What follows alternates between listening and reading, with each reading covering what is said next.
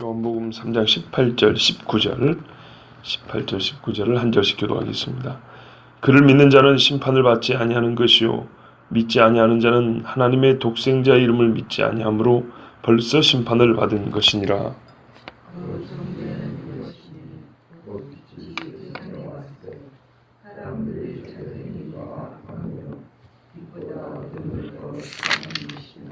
아멘. 맞습니다. 예수님을 믿는 자는 심판을 받지 아니한다. 지금부터 앞으로 있을 심판과는 상관이 없습니다. 그래서 아니하는 것이요 심판을 받지 아니하는 것이요 이렇게 번역한 우리 성경은 그 어감상 그 뜻을 잘 살렸다고 볼 수 있습니다.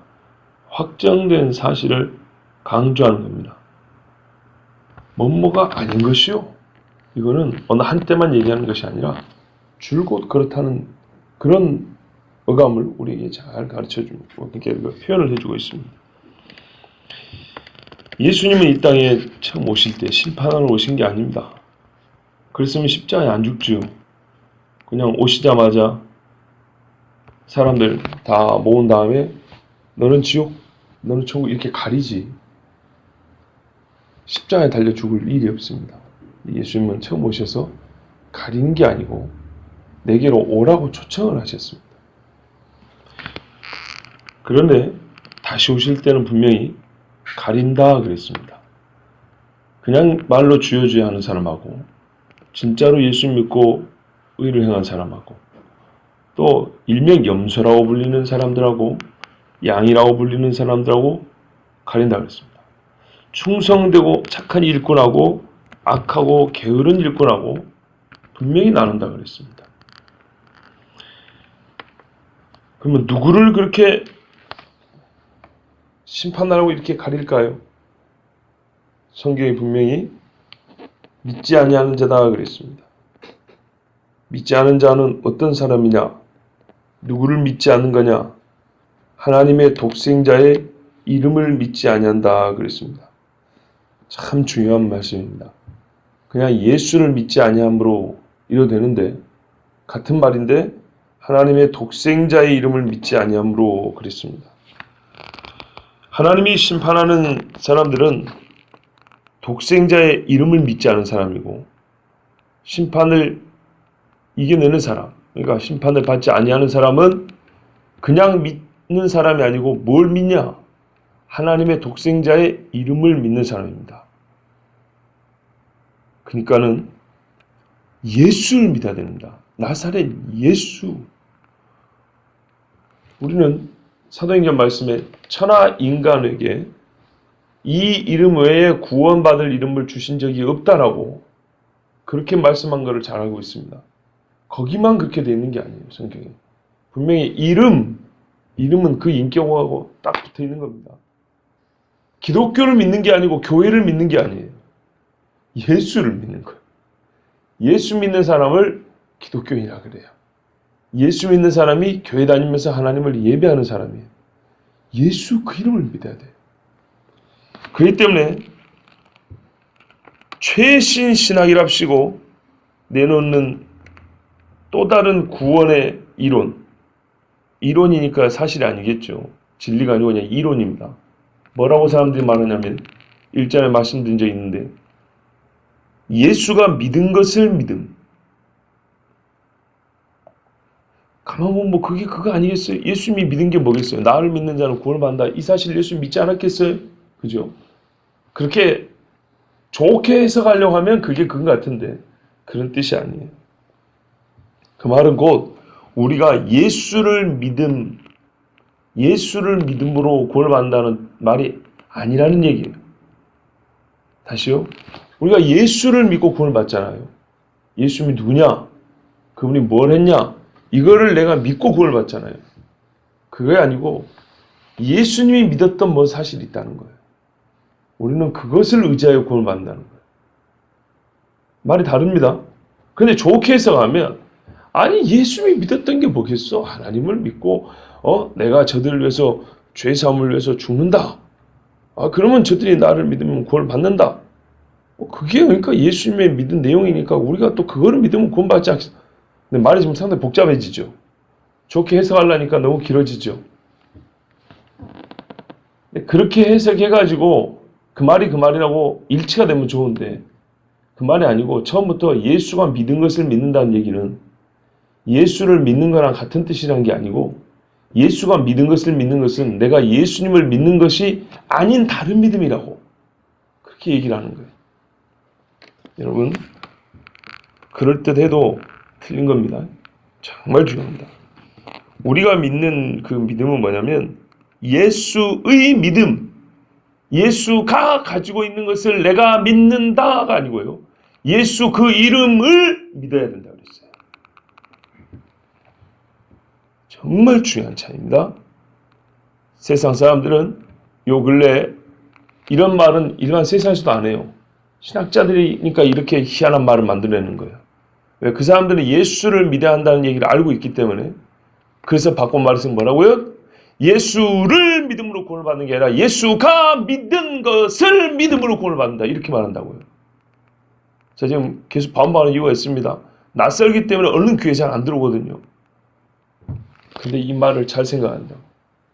예수가 믿은 것을 믿는다는 것이 예수를 믿음의 다른 표현이 아니고 예수가 믿은 것을 내가 믿어야 구원을 받는다. 이 말은 예수를 믿는다는 것이 성경이 요구하는 믿음이 아니라 그 말이에요. 근데 성경은 예수를 믿으라 그럽니다. 오늘도 그 이야기입니다. 속지 마세요. 거짓 선생들입니다. 예수가 믿은 것, 거기에 예수의 정체성을 다르게 하면요, 혁명을 믿은 것이 되는 거예요. 예수를 도덕선생을 바꾸면 도덕선생으로서 이 땅에 품었던 비전을 믿는 거예요. 그런 거 아니에요. 하나님이 명하사 성경의 속전으로, 대속제물로, 속죄의 양으로, 이 말이 얼마나 많습니까? 그들이 하는 말은 바로 이 속죄를 빼는 거예요. 그게 그렇게 싫거든요. 어제 드린 말씀과 사실 비슷해요. 속죄로 예수님이 죽었다는 것을 빼기 위해서 만들어낸 말이에요. 예수를 믿는다는 것은 우리 죄를 대신하여 죽었다는 걸 믿는다는 거예요. 근데 예수가 믿은 것을 믿는다는 얘기는 실상은 속죄를 하여 죽은 것이 아니고 예수님의 어떤 다른 뜻을 가지고 있는 그 뜻을 우리가 동의한다는 거예요. 동지, 같은 뜻을 갖는다. 그런 말이에요. 그러니까는요, 말이 비슷하게 보이지만은 완전히 다른 겁니다. 성경에 그래서 뭐라고요? 속지 말라 그런 거예요. 완전히 다른 것은 티가 잘 나요. 근데 같은 단어를 사용하면 내용이 다른데 비슷하게 세밀하게 따져보지 않으면 똑같은 소리 같아요. 그래서 따라갑니다. 가서 보면 아니에요. 자, 예수님을 믿지 않는 자들은 이미 심판을 받았다 그럽니다. 이 말씀 역시 17절 가운데 부분과 같은, 보세요. 18절의 전반부, 그를 믿는 자는 심판을 받지 아니하는 것이요. 이 부분하고 17절의 중반에 세상을 심판하려 하심이 아니요. 이 두 구절은 좋지 않은 마음을 가진 사람들이 의도적으로 틀린 해석을 하기 좋은 말씀인데요. 왜냐하면 그 부분이 아니고 믿지 아니한 자는 하나님의 독생자 이름을 믿지 아니함으로 벌써 심판을 받은 것이니라. 이 끝부분이요. 벌써 심판을 받은 것이니라. 이 부분하고 17의 가운데 부분 세상을 심판하려 하심이 아니요. 이 부분은 정말 뭐랄까요. 의도적으로 오해, 틀린 해석을 하기 좋아하는 그런 구절인데요. 왜냐하면 18절 끝부분을 보세요. 이미 심판을 받았다 그랬지 않습니까? 그러니까 이 말씀을 갖고 어떤 상상을 하냐면 다시 오실 주님 앞에서는 심판을 받지 아니할 것으로 여깁니다. 믿지 않는 자는 이미 심판받았다면서요. 그죠? 또는 뭐랄까요? 그렇게 여기고 싶어 합니다. 다시 오실 주님도 심판하지 않을 것처럼. 무슨 말이냐면요. 여기서 심판받았다 그랬죠. 이미 심판받았다 그랬죠. 근데 이미 심판을 받았는데 지금 어떻게 해요? 사는데 지장 있습니까? 아무 지장 없죠. 자, 이미 심판받았었는데 지금 생활하는데 아무 문제 없어요. 요 정도 심판이면 딱 좋죠. 그죠? 아니 이미 심판받았다면서요. 그런데 내가 먹고 사는데 아무 지장이 없어요. 뭐 갑자기 막 병이 든 것도 아니고 갑자기 그 재산이 다 없어진 것도 아니고 욥과 같은 환난을 당한 것도 아니에요. 아, 믿지 않는 자는 이미 심판을 받았다면서요. 근데 아무 문제가 없는데. 근데 예수님이 다시 오셔서 또 심판한다. 그 심판에는 성경에 보면 불못이에요. 자, 같은 심판이란 말을 썼는데 그거는 정말 원하지 않아요. 안 믿는 건 똑같아요. 근데 지금 이미 심판을 받았다 하니까 이 땅에 사는 동안에 이게 심판이면은 1000번도 받겠네요. 그래서 뭐라고 해요? 아니 이미 심판을 받는데 뭐 다시 오실 때 무슨 또 심판이 있겠어. 그러면서 아무 걱정 없이 이대로 살고 싶어하는 사람들이 꼭 이 구절을 그렇게 쓴다는 거예요. 어제 17절 중반에도 세상을 심판하려 하시면 아니 심판 없어 이제. 예수님이 심판하러 온 게 아니다잖아. 이렇게 우기려고 하는 사람처럼 이 18절 후반부를 가지고 그렇게 우기고 싶어 한다고요. 이미 심판을 받았다잖아. 벌써 심판을 받은 것이라잖아. 그러니까 나는 안 믿는 사람은 이미 심판을 받은 거예요. 이미 심판을 받았는데 심판의 결과가 뭐예요? 이 땅에서 사는데 아무 문제가 없는 거예요. 그러니까 주님 다시 오실 때 양과 염소를 가른다는 말을 믿고 싶겠어요? 안 믿고 싶죠. 그래서 그 심판을 부정하려고 벌써 심판을 받은 것이나 이거를 이제 막 끝까지 붙듭니다. 그러나 그 사람들의 바람과 같이 성경을 해석할 수는 없습니다. 무슨 말이냐면 성경은 전체적으로 마지막 심판을 예고하고 있습니다. 본문에서 벌써 심판을 받은 것이라는 얘기는 최후의 심판을 받을 것이라는 사실이 바뀌지 않는다는 것을 확정하는 것이지. 그러니까요, 지금 믿지 않은 사람이 어떤 상태에 처해 있냐면 마지막으로 주님 오실 때 심판받을 거 아닙니까? 마지막에 주님 오실 때. 지금 아무 문제 없는 것 같지만 실상은 그때 심판받을 것이 확정이 된 사람이라 지금부터 거기까지 이 사람의 영혼의 운명이 변하지 않고 그대로 간다는 얘기지. 여기서 심판이 다 끝났고 종결이 됐기 때문에 다음에 주님 오실 때 심판받을 일 없다. 그럼 이 사람 어디 간다는 얘기예요? 천국 간다는 얘기인가요? 그런 뜻이 아니에요. 그 운명이 확정된 거예요. 잘 보세요. 믿는 자는 뭐라 했어요? 심판을 받지 아니하는 것이요 사망의 생명을 옮겼다 그랬잖아요. 언제부터라 그랬죠? 지금부터. 그런데 국면이 다르다 그랬잖아요. 국면이. 지금 예수 믿지만 지금은 육체를 갖고 있기 때문에 고난을 당하고 있어요. 살면서 괴로움이 있어요. 그렇다고 내가 영생 안 받았다고 여러분 생각하십니까? 아니죠. 죽었어요. 내 육체는 이제 썩어 없어지고 있어요. 내 영혼은 십자가 한 편의 강도처럼 나원해가 주의 품에 있어요. 그리고 예수님 다시 오실 때는요. 바다도 땅도 죽은 자를 다시 내어줍니다.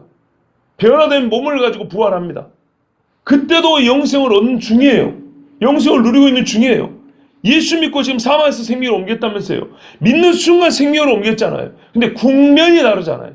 생명은 똑같아요. 육체를 가지고 있는 때가 있고 죽어서 주님 부활하기 전, 주님이 우리를 부활시키기 전까지 그 단계가 있고 또 주님이 우리를 완전히 부활해서 영원하게 주의 장막에 거하게 하는 그때가 있고 국면이 다른 것이지. 영생을 얻었다는 사실은 믿는 때부터 변함없이 똑같은 겁니다. 바로 그 말입니다. 심판을 받았다는 얘기도. 지금 안 믿어요. 이 사람의 상태가 어떤 상태입니까? 죽은 상태라니 말입니다. 심판을 받은 상태예요. 땅에 살면서도 하나님의 보호를 못 받아요. 하나님의 사랑을 받지 못해요. 하나님의 대적으로 살아요. 죽어서는요. 예, 저 무정에 들어있습니다. 새까만 불타는 속에서 마귀 새끼 속에 들어있습니다. 마지막에 심판할 때는요. 예, 부활합니다. 다니엘서의 말씀대로 어떻게 부활합니까? 부끄러운 수치의 몸으로 부활합니다. 그래서 영원히 갈라에서 불못으로 던져집니다.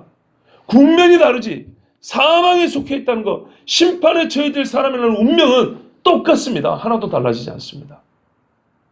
그래서 벌써 심판을 받은 거라 그런 뜻이에요. 지금 살았을 때 지금 이 모양의 심판을 받은 거라서 다음에 죽고 나면 당신은 천국이야. 예수님 다시 오실 때 당신은 산으로 새 땅에 들어가. 그런 말이 아니에요.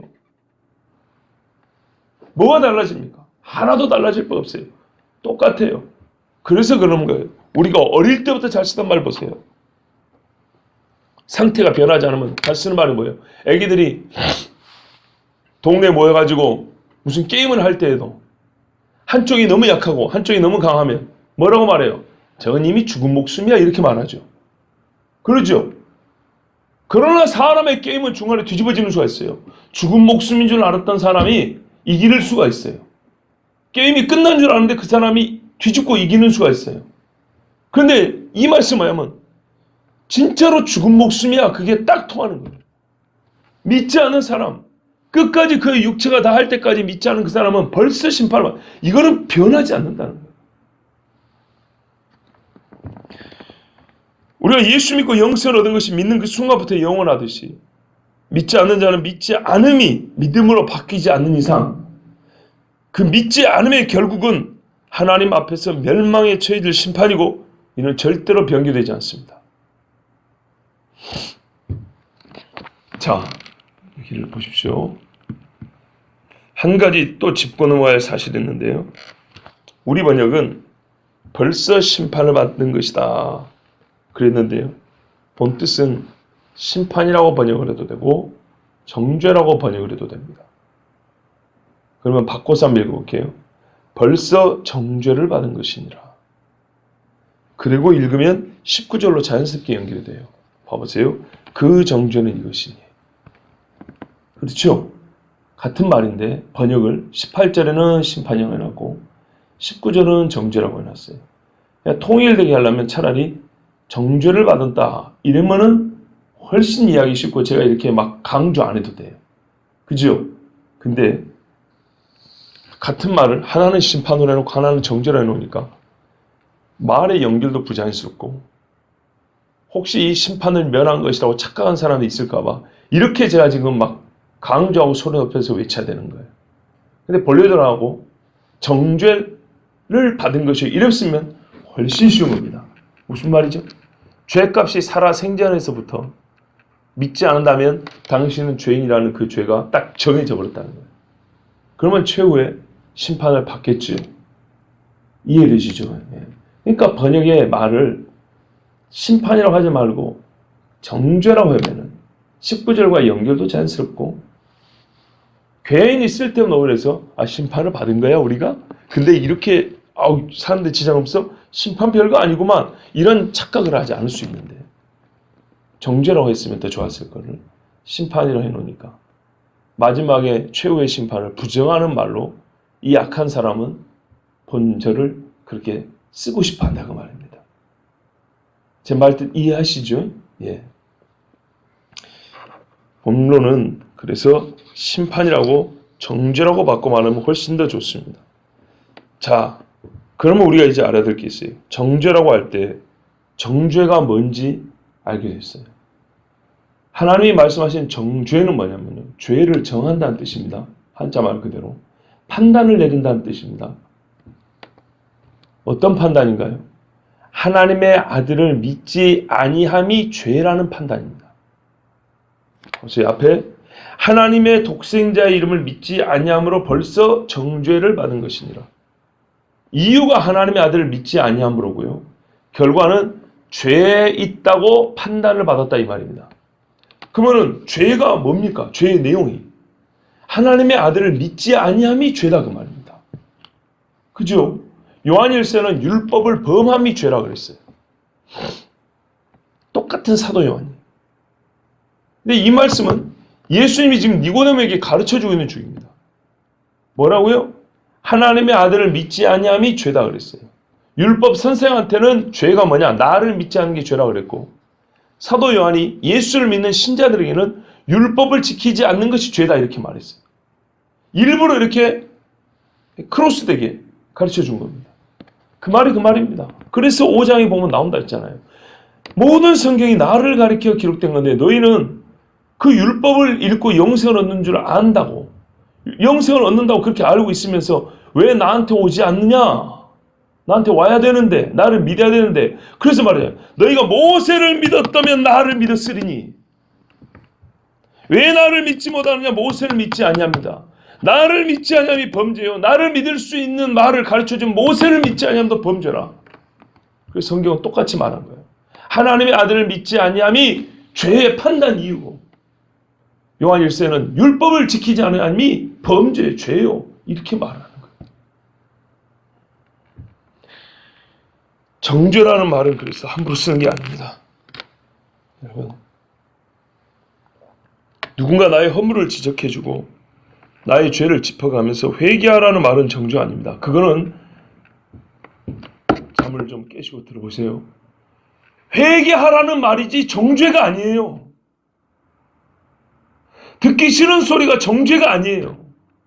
정죄는 너는 끝났어, 이게 정죄예요. 네 같은 놈한테는 가르칠 필요도 없고 말해줄 필요 없고 너는 죽은 목숨이야, 이게 정죄라고요. 죄 지었으니 회개하세요. 돌이키세요. 하나님 앞에 자복하세요. 그 잘못된 거 고치세요. 이거는 생명으로 인도하는 말이지 정죄가 아니에요. 그런데 어디서 어떻게 잘못됐는지 이 시대 사람들은 자기의 허물이 드러나게 하거나 나의 마음에 좀 거스른 말하거나 그러면은 왜 정죄해? 이렇게 표현한다고요. 누가 그러던가요? 이게 복음을 들어도 잘못 들은 거예요. 그러면 예수님이 정죄자였습니까? 사도들이 정죄만 했나요? 사도들이 한 말을 보세요. 얼마나 무서운가? 뱀의 자식들, 독사의 새끼들이라고 그랬어요. 다 정죄자입니까? 다 심판자입니까? 아니에요. 성경에 말하는 정죄는 너는 예수하고 상관없어, 그거예요. 누가 그렇게 말하던가요? 예수님이 화 있을진지 했던 사람들 있죠. 그렇게 판단한 게 정죄예요. 너희는 끝났다고. 지옥의 자식들이라고 말해. 이게 정죄라고요. 제가 그렇게 말하던가요? 제가 목소리를 막 쏘내서 당신은 지옥 백성이라고 그렇게 말하던가요? 아니라니까요. 이대로 가면 지옥 가니까 돌이키라고 외치는데 소리를 높였지. 언제 당신 같은 사람은 예수님의 표 없이 교회 나가버리라고 누가 그러던가요? 성경에는 교훈과 책망과 바르게 뭐가 의로 교육함이 있고 회개하여 돌이키라는 게 있고 바울도 디모데고 항상 주의 복음을 전하고 가르치는데 창념하라. 생각이 여기에 딱 붙어있다는 거예요. 착 붙어있을 착. 그게 정죄가 아니에요. 정죄는 다시 말합니다. 하나님의 아들을 믿지 아니하고 당신은 이 상태 이대로 너는 지옥 갈 놈이라고 딱 결론을 내려버린 거예요. 이게 정죄입니다. 그러나 이제 저 마른 뼈가 살겠느냐? 마른 뼈인 줄은 압니다. 지금 현재 분명히 마른 뼈입니다. 그러나 이게 정죄가 아니에요. 그건 지혜로운 판단이에요. 성경에 너희 중에 누가 범죄하는데 그걸 판단할 지혜자가 세상에 예수 믿는 사람 중에 이렇게 지혜자가 없느냐? 너희가 세상 사람들의 판단을 받아야 되겠느냐? 그러나 정죄하지 않았어요. 뭐라고 얘기했습니까? 저들이 살아날지 저대로 죽은 상태로 있을지 주여 주께서 아시나이다. 나는 판단을 내릴 수 없습니다. 그러니 어떻게 해요? 그러면 대언하라. 그렇지. 판단은 내가 하지.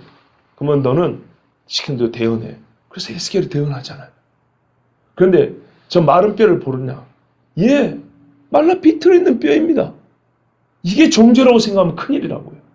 그러면 모든 사람이 교회에 나오는 즉시로 정죄자가 되어버리는 거예요. 예수를 믿으면 정죄자가 되어버리는 거예요, 자동으로. 그런 말이 아닙니다. 디도서 3장 8절 후반부에 하나님을 믿는 자들로 하여금 조심하여 선한 일을 힘쓰게 하려 하여 주신 교훈이 디도서 3장에 기록이 되어 있습니다. 정말 중요한 말씀이에요. 뭐라고요? 본문에 그렇게 되어 있어요. 디도서 3장 8절 후반부에 뭐라냐면 하나님을 믿는 자들로 하여금, 이거는 믿는 자에게 주는 말이에요. 믿는 자들로 하여금 조심하여 선한 일을 힘쓰게 하려고 내가 지금 디도 너에게 가르쳐준다. 이대로 하면 어떻게 되느냐? 무엇을 목적으로 하냐? 하나님을 믿는다고 하는데, 믿기는 믿는데 도대체 어떻게 살아야 될지 모르고 무엇이 믿는 자가 해야 될 행실인지 잘 모르는 사람들에게 선한 것을 가르쳐 주려고, 여차 조심하지 않으면 악을 행하기 쉽기 때문에 선한 것과 악한 것이 무엇인지 분별하여 가르쳐 주고 자기 행실을 조심하게 하려고 내가 지금 디도 너에게 가르쳐 준다 하고 적어준 말이 있어요. 이대로 너희 교인들에게 가르쳐라 그 말이에요. 그러면 하나님을 믿는 자들이 조심하여 세상을 따라가지 아니하고 선을 행할 것이다. 그런데 디도가 이제 바울의 가르침을 받아가지고 그대로 자기 교인들에게 가르치고 설교했어요. 근데 교인들 중에 왜 우리를 정죄해? 우리가 그 정도밖에 안 되는 줄 알아. 이러면 어떻게 될까요? 그게 아니란 말이에요. 하나님의 사람으로 온전하게 하고 모든 선한 일을 온전하게 하는데 성경에 쓰인다 그래요. 첫째로 디모데후서 3장에 이 성경은 예수 그리스도를 믿음으로 말미암아 구원에 이르는 지혜가 있게 하고, 이게 첫째예요. 둘째는요, 믿어요. 구원에 이릅니다. 근데 그 다음에도 계속돼야 될 게 있다는 거예요. 교훈과 책망과 바르게 함과 의로 교육하기에 유익하니, 성경이 교제화돼서 이 네 가지를 계속해야 된다는 거예요. 그러면 어떻게 하냐?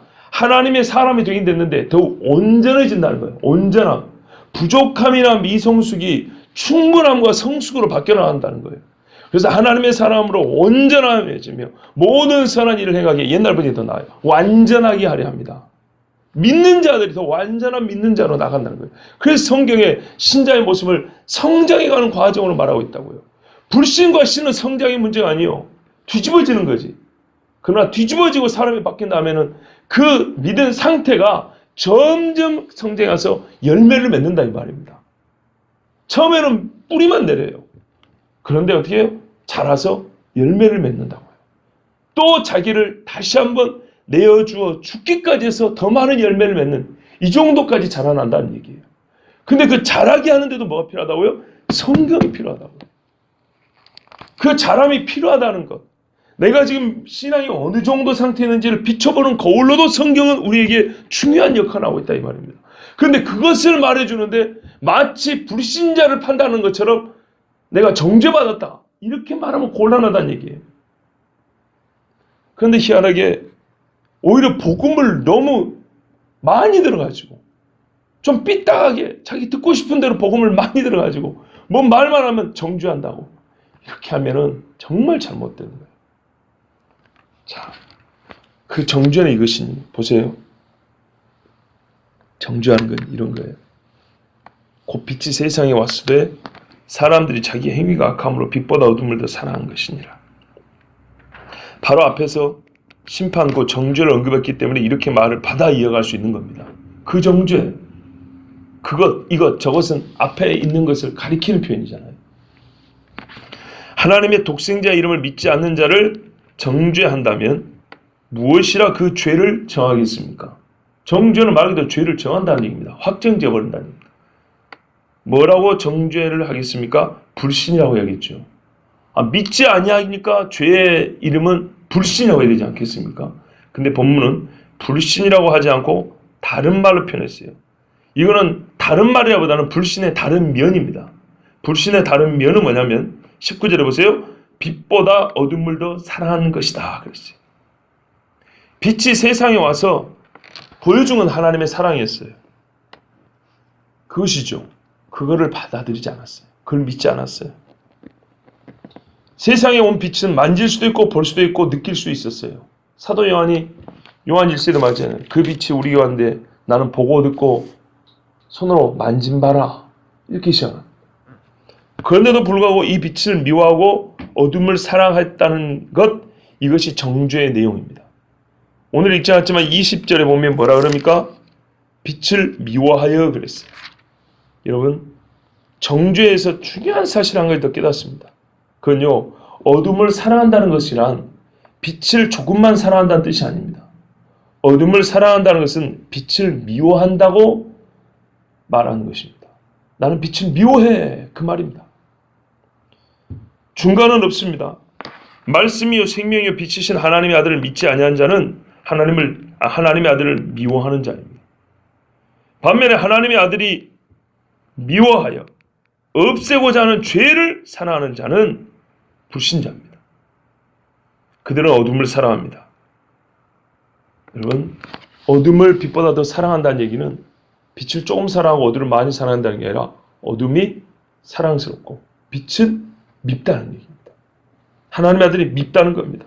왜 하나님의 아들을 미워합니까? 그래서 믿지 아니합니까? 자기 행위가 악함으로. 이게 19절 말씀입니다. 20절에는 그 행위가 드러날까 하여 더욱 어둠을 사랑한다 그랬습니다. 그래서 그들은 빛을 죽였습니다. 미움이란 결국 죽임이라는 걸 아셔야 됩니다. 세상은 빛이 미워서 빛을 죽인 겁니다. 예수쟁이들이 불법을 행해서가 아니라 예수쟁이들이 미워서 죽이는 겁니다. 예수 믿는다는 그 사실 때문에 미워서 죽입니다. 공개적인 자리에서 다른 종교는 욕하지 않아도 예수쟁이들만 개독교인이라고 욕하는 이유가 어디 있습니까? 밥 먹을 때 다른 종교가 종교 표시하는 거, 신앙이 표시하는 거는 욕하지 않아도 예수 믿는다는 기도하는 거 보고 옆에서 괜히 시비 거는 이유가 어디 있습니까? 회식 자리에서 다른 종교는 욕하지 않고 예수 믿는 교회 다니는 사람들만 왕따를 시키고 거기서 공개적으로 부끄러움을 주는 이유가 어디 있습니까? 밉기 때문입니다. 빛을 미워하고 어둠을 사랑하는 자들, 그 사람들은 빛을 죽여서 자기 자신을 어둠의 가장 깊은 곳까지 떨어뜨립니다. 이 사람들은요, 어리석은 자들입니다. 어째서 어리석은가? 자기 행위가 악한 것을 모르지 않고 알면서도 빛보다 어둠을 더 사랑하기 때문입니다. 보세요. 자기 행위가 악함을 모르죠. 알아요. 여러분, 잘 이 말을 구분해서 들어보세요. 자기 행위가 악한 줄을 모르는 자는 어리석은 자랍니다. 자기가 무슨 짓을 하는지 모르는 자는 어리석은 자랍니다. 그런데요, 두 가지를 알아야 되는데 한 가지를 알고 하나를 모르는 사람도 어리석은 사람입니다. 왜냐하면 이 한 가지를 알면 다음 것도 알게 돼 있거든요. 그런데 한 가지를 아는데 그 다음 것을 모르는 사람은 진짜 어리석은 사람입니다. 단서를 주고 힌트를 줬는데 모른다는 거예요. 예를 들면 어려운 시험 문제를 줬는데 몰라요. 그러면 선생님이 아이고 넌 그것도 모르냐 이렇게 말할 수 있죠. 그런데 선생님이 힌트를 줬어요. 똑같은 문제인데 힌트까지 줬는데 모르면 뭐라 그래요? 아이고 너는 진짜 바보구나 이렇게 말할 수 있겠죠. 바보란 말 요즘 안 쓰지만 바로 그 말이에요. 자기 행위가 악한 줄 모르고 예수를 죽이면 어리석긴 한데 어리석으니까 뭐 그랬겠지 이런데요. 자기 행위가 악한 줄 알아요. 악한 줄 아는데 예수를 죽이면 이 사람은 진짜로 어리석은 거예요. 이 악한 행위의 결말을 양심이 가르쳐준단 말이에요. 그런데도 자기를 구원할 자를 죽여버렸어요. 얼마나 어리석습니까? 이해되시죠? 저 뱀이 독사인 줄 모르고 만져거리다가 물렸단 말이에요. 그래 죽었어요. 아이고 어리석죠. 근데 뱀이 독사인 줄 알고 만져거리다가 물렸어요. 알고. 근데 여기서 해독제를 줬는데 이게 해독제인지 안 먹어버렸어요. 얼마나 깝깝한 이야기입니까? 그죠? 눈앞에 두고도. 자기 행위가 악한 것을 알면서도 여전히 어둠을 더 사랑하는 것은 진짜 어리석은 겁니다. 그리고 이 무지를 고수하고 지키고자 애를 쓴 사람들 얼마나 어리석습니까? 끝까지 어리석음과 불신의 연합 상태를 지켜보겠다고 말하는 사람들이 대부분의 이 땅에 존재하는 사람들입니다. 어리석음과 불신은 항상 함께합니다. 거기에 게으름이 함께합니다. 어리석음의 또 다른 증거는 자기의 악한 행위들을 감출 수 있다고 생각하기 때문입니다. 과연 이 일이 가능할까요? 자기의 악함을 감출 수 있기 때문에 나는 구세주가 필요 없다. 가능할까요? 절대 불가능합니다. 자, 여러분, 우리는 지금 하나님의 아들을 믿지 않는 자가 받을 심판, 곧 정죄에 대하여 듣고 있습니다. 누가 정죄받는가? 정죄받는 이유는 무엇인가에 대하여 성경에서 가장 자세하게 가르쳐주는 구절을 읽은 것입니다. 저 말이 거짓말인가 한번 보세요. 정죄의 결말인 심판에 처해지는 말씀들을 많이 읽었지만 그 심판에 처해질 이유인 정죄, 그 죄 자체에 대하여 이렇게 자세히 가르쳐주는 말씀이 있습니까? 아직 안 끝났습니다. 예수님이 친히 정죄에 대하여 심판의 이유에 대하여 지금 니고데모에게 가장 자세히 가르쳐 줍니다. 구원받을 수 있는 하나님의 사랑에 대하여 자세히 가르쳐 줬고 그 반대편에 있는 심판에 대하여, 정죄에 대하여 또 역시 동등하게 자세히 가르쳐주고 있는 것입니다. 그런데 우리가 정죄에 대하여 예수님의 말씀을 그동안에 얼마나 이 깊이 있게 또는 무게감 있게 듣지 않았는지 자신 한번 돌아보고 반성해야 됩니다. 이 기회에.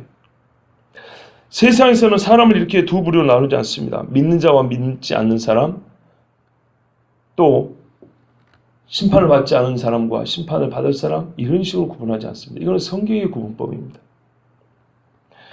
이것이 바로 하나님 앞에서 모든 사람이 나뉘는 실제 나눔입니다.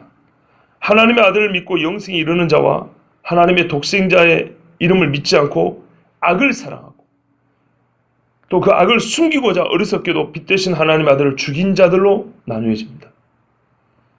여러분은 어디에 속해 있습니까? 저는 우리가 하나님의 아들을 믿는 자, 그 심판에 이르지 아니한다고 영생을 받은 자에 속한 줄로 나는 그렇게 믿고 있습니다. 혹시 아직도 마음속에 하나님의 아들을 나는 진짜 제대로 믿지 않는다고 내 영혼이 그렇게 소리치고 있으면 진짜로 예수님을 믿어야 합니다. 예수를 믿어야 합니다. 하나님의 심판에 이르지 아니하는 것은 예수님을 믿어야 하고 그렇게 가르쳐줘야 합니다. 교회를 다녀라. 아닙니다. 누구도 교회 다녀? 우리 집 식구 지금 교회 안 다녀. 아이고 빨리 교회 데리고 가. 이렇게 말씀하지 마시고요. 제대로 하려면 예수님 믿어? 아니 아직 예수님을 안 믿어. 이렇게 말해야 돼요. 이미 믿고 있다면 디도서 말씀대로 항상 조심하여 주께서 기뻐하시는 선한 일을 힘쓰는 자가 되어야 합니다. 디도서에 뭐라고 되냐면 이것이 아름다우며 우리 영혼에 유익하다 이렇게 말씀합니다. 예수 믿는 자는 어떻게 하라고요? 항상 주의 말씀으로 경계를 받아 힘써 선한 일을 할 때에 아름답고 이것이 영혼에 유익하다 그랬어요. 내 영혼에. 그래서 사도 바울이 교회들에게 편지를 쓰고 마지막에 축복의 인사말 하는데 이런 표현이 자주 나옵니다. 주 예수 그리스도의 은혜가 너희 심령에 있을지어다 그럽니다. 심령의 은혜가 있어야 육체도 복을 받는 것이지 심령의 은혜가 없으면 만사의 하나님의 은혜가 있을 수가 없습니다. 꼭 예수를 내 영혼이 믿고 구원을 받고 또한 예수를 믿으라고 전하는 우리 모두가 되길 바랍니다.